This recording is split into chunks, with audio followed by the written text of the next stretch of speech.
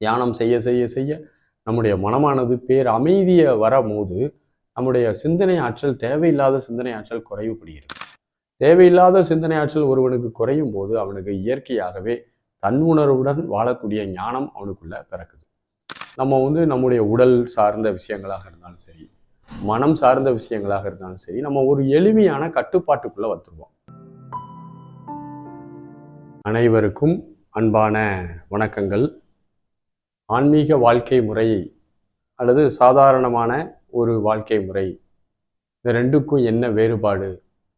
ஆன்மீக வாழ்க்கை முறைனா அதை எப்படி பின்பற்றுவது, சாதாரணமான ஒரு வாழ்க்கை முறைனா அதை நம்ம எப்படி பின்பற்றுவது என்ற சிந்தனைகள் நமக்குள்ள எப்போதுமே ஓடும். ஒரு மனிதன் பிறந்து அவனுடைய வாழ்வை உணர்வு பூர்வமாக வாழணும். நாம் நம்முடைய வாழ்க்கையில வாழ்வதற்காக சிந்திக்க ஆரம்பித்தோம். அதன் பிறகு நாளடைவில் சிந்தனையே நம்முடைய வாழ்க்கையாக மாறிட்டு, அதனால் அந்த உணர்தல் அப்படிங்கிறது நம்மகிட்ட குறைஞ்சிட்டே வந்துருச்சு. நம்ம நடக்கும்போது, உண்ணும் போது, உரையாடும் போது, நண்பர்களிடம் இருக்கும்போது நம்முடைய அந்த உணர்வு பூர்வமாக யாருமே இருக்கிறது இல்லை. எப்போதுமே மைண்டு ரொம்ப குழப்பமாக, ரொம்ப கால்குலேஷன் பண்ணிட்டு எப்போதும் ஒரு வகையான சிந்தனையிலேயே தொடர்ந்து இருக்கிறதுனால மனிதர்கள் தங்களுடைய வாழ்க்கையில முழுமைப்படுத்த முடியல. ஆன்மீக வாழ்க்கை முறை அல்லது ஆன்மீகம் அல்லாத வாழ்க்கை முறை என்பதெல்லாம் ஒரு வகையான ஏமாற்று சொற்கள் தான்.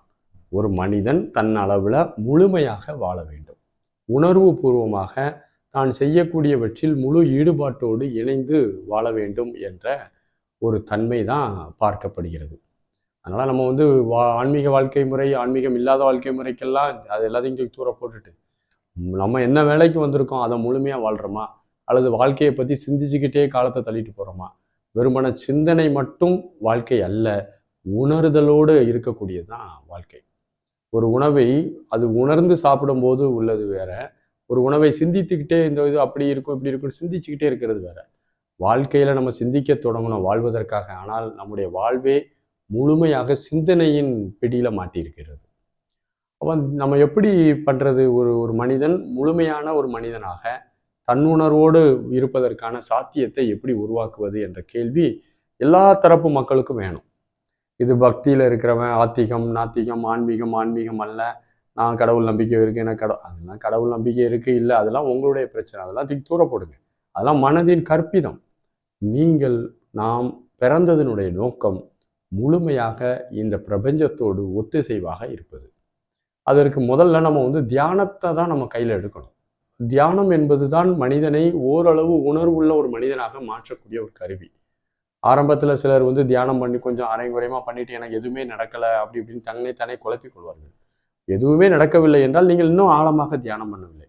ஆழமாக தியானம் பண்ணும்போது, முழுமையாக நீங்கள் பண்ணும்போது அதனுடைய ரிசல்ட் கண்டிப்பாக கிடைக்கும். ஆகவே முழுமையாக தியானம் செய்யணும். நீங்கள் ஒரு சீசன் மாதிரி ஒரு 10 நாள் பண்ணிட்டு ஒரு 6 மாதம் பண்ணாமல் திரும்ப ஒரு கண்ணை மூடி உட்கார்ந்து எனக்கு உடனே நடக்கும்னா நடக்காது. சிலவங்க பாருங்கள், தன்னுடைய பிரச்சனைகளுக்காக கோயிலுக்கு போவாங்க. கோயிலுக்கு போய் உடனே எனக்கு ஒன்றுமே நடக்கலை, சாமியே இல்லை அப்படின்ட்டுருவாங்க. இதெல்லாம் தேவையில்லை. நீங்கள் முழுமையாக வாழ வேண்டும். முழுமையாக வாழ்வதற்கு ஒரு மனிதனை உணர்வுள்ள மனிதனாக மாற்றக்கூடிய ஒரு வேலையை தியானம் செய்கிறது. தியானம் செய்ய செய்ய செய்ய நம்முடைய மனமானது பேர் அமைதியை வரும்போது நம்முடைய சிந்தனை ஆற்றல் தேவையில்லாத சிந்தனை ஆற்றல் குறைவுபடுகிறது. தேவையில்லாத சிந்தனை ஆற்றல் ஒருவனுக்கு குறையும் போது அவனுக்கு இயற்கையாகவே தன் உணர்வுடன் வாழக்கூடிய ஞானம் அவனுக்குள்ள பிறக்குது. இரண்டாவதாக பார்த்தீங்கன்னா, நம்ம நம்முடைய உடல் சார்ந்த விஷயங்களாக இருந்தாலும் சரி, மனம் சார்ந்த விஷயங்களாக இருந்தாலும் சரி, நம்ம ஒரு எளிமையான கட்டுப்பாட்டுக்குள்ள வந்துடுவோம். ஒரு வீட்டில் காவல்காரன் விழித்திருந்தானா எந்த திருடனும் வர முடியாது. அதே போல நம்முடைய மனம் அகத்தில் விழிப்படைந்திருந்தால் தேவையில்லாத விஷயங்கள் நமக்கு வராது. அப்போ நமக்கு இயற்கையாகவே ஒரு உடல், மன, சுய கட்டுப்பாடு ஆகியவை ஏற்படும். நம்முடைய எண்ணம், நம்முடைய சொல், நம்முடைய செயலில் ஒரு கட்டுப்பாடு வரும். அப்படி அந்த கட்டுப்பாடு என்ன ஒரு தன்மையில் நமக்கு உருவாகும்னா, நாம் வாழ வேண்டும் என்பதற்காக மற்ற யாரையும் நம்ம தொந்தரவு பண்ணாமல் வாழணும், மற்ற யாருக்கும் தொந்தரவு தராதவாறு நம்முடைய வாழ்க்கையை நாம் அமைத்து கொள்ள வேண்டும் என்ற ஒரு தெளிவான ஒரு தன்மை நமக்கு உருவாக ஆரம்பிச்சிடும். அதன் பிறகு அந்த ஒரு மனநிலை எப்படி கொஞ்சம் கொஞ்சம் கொஞ்சமாக வளர்ந்து நமக்கு எதிலும் பற்று இல்லாத ஒரு நோன்பை கடைபிடிக்கக்கூடிய பழக்கம் வந்துடும். எல்லாவற்றையும் செய்வோம், எல்லாருடனும் இருப்போம். ஆனால் எதன் மீதும் பற்று இல்லாமல் வெறுமன எல்லாத்தையும் கடந்து போறக்கூடியது, வெறுமன அப்படி முழுமையா அந்த உணர்வுபூர்வமாக வாழ்க்கையை கொண்டு போகிறது போன்ற நிலைகள் நமக்கு ஏற்பட ஆரம்பிச்சிடும். ஆகவே நீங்கள் ஆன்மீக வாழ்க்கை முறை அல்லது ஆன்மீகம் அல்லாத வாழ்க்கை முறை எப்படி வாழ்கிறதெல்லாம் கேட்குறத விட, ஒரு மனிதன் ஜாதி மதங்களுக்கெல்லாம் அப்பாற்பட்டு உணர்வு உள்ளவன், அவன் உணர்வு பூர்வமாக மற்ற உயிர்களுக்கு தீங்கு தராமல் எதன் மீதும் பற்று இல்லாமல் வாழக்கூடிய ஒரு வாழ்க்கை தான் அது தெய்வீகமான ஒரு வாழ்க்கை முறை என்பதை நான் உங்களுக்கு பணிந்து சொல்கின்றேன். அனைவருக்கும் வாழ்த்துகள். நன்றி, வணக்கம்.